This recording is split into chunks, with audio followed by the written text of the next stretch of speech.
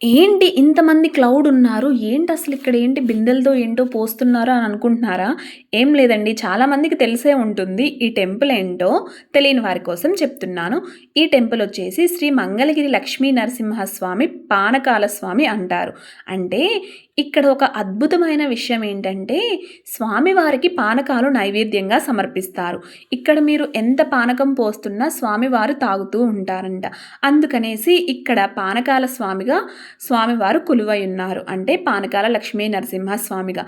మేమైతే రీసెంట్‌గా ఈ టెంపుల్‌కి వెళ్ళాము. వెళ్ళినప్పుడు ఇక్కడ మొత్తం దేవుడిని దర్శనం చేసుకొని, ఇక్కడ చిన్న గృహలో వచ్చేసి ఈ స్వామివారు ఉన్నారు. ఈయన కూడా దర్శనం చేసుకొని, పానకమైతే నైవేద్యంగా తీసుకున్నామండి. పానకమైతే చెప్పాలంటే ఎంత అద్భుతంగా ఉందంటే చాలా బావుంది.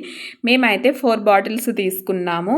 ఇంతకీ మీరెప్పుడైనా ఈ పానకాల లక్ష్మీ నరసింహస్వామి టెంపుల్‌కి వెళ్లారా? వెళ్తే ఖచ్చితంగా లైక్ చేసి, షేర్ చేసి, కామెంట్ చేయండి.